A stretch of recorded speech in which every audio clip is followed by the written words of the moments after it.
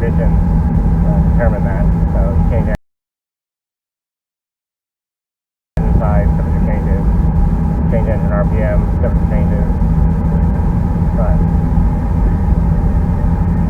yeah, we're down from going from 105, 106 to 90. We went from 122 degrees down to 112 degrees IAT, cruising at low boost, about 8 pounds, 100 degrees.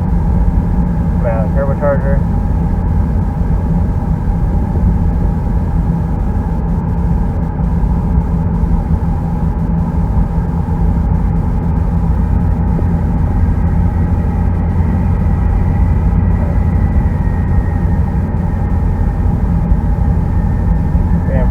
I'd say we're down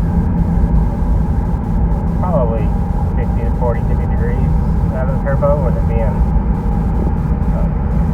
15 degrees cooler outside. Quite a big difference.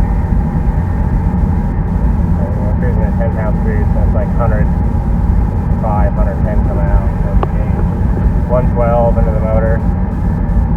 Got a little bit more mile an hour to help cooling that off.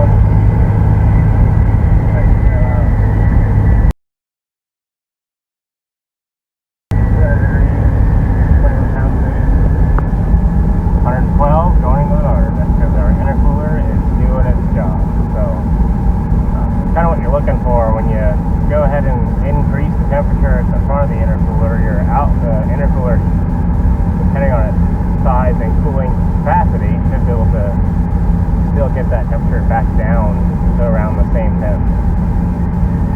Because it starts to shed off more and more of that heat.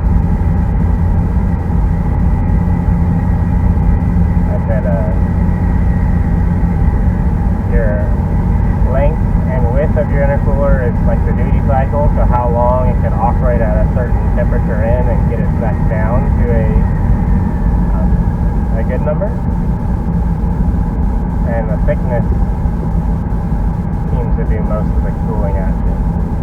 That's why you see all these, semis and your light duty trucks that are newer have such larger intercoolers, because they're operating at such higher torque output, which requires usually more boost or more engine speed, and both of those cause the compressor outlet temperature to go up. There is no perfect compressor. And there is no turbocharger that runs it less than adiabatic,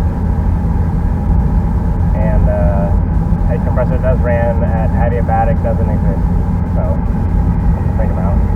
They're all hot. Got to cool for it afterwards. Yeah, it gets kind of funny when you get all these people talking about more boost equals more heat, yet the fastest cars, in the quarter mile are nitro cars, 50 pounds of boost, pro mods, 80 to 120 pounds of boost.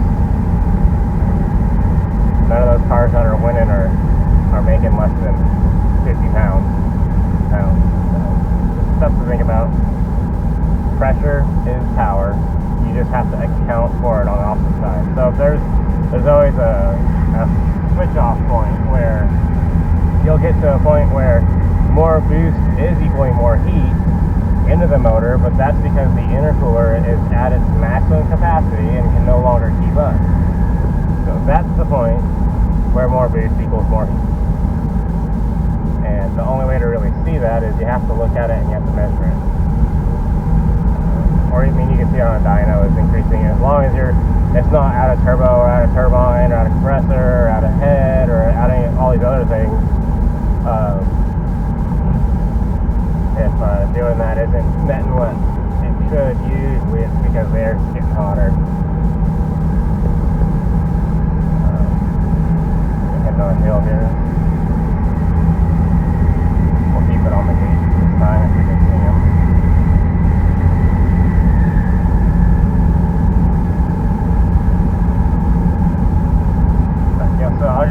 maybe I'll just show you how fast the turbo is.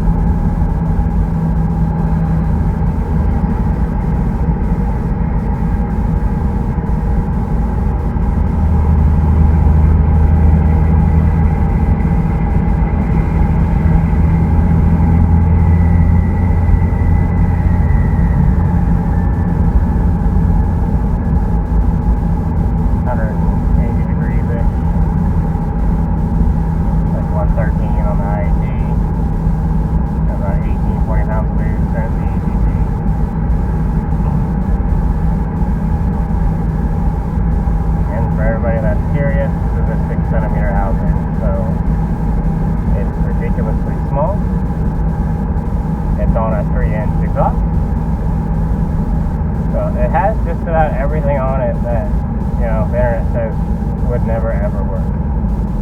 If anybody's curious.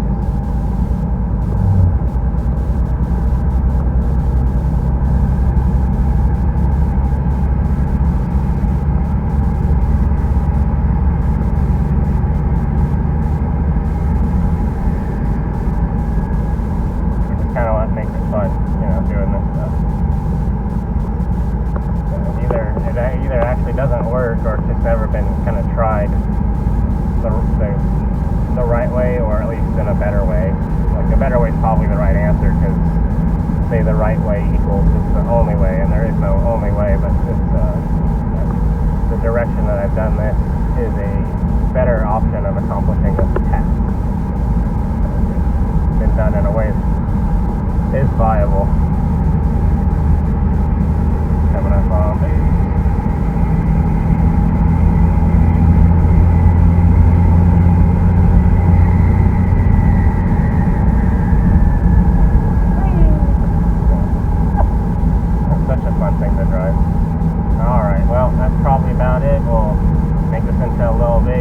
For y'all to watch.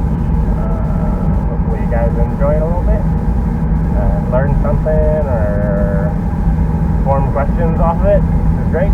So, thank you.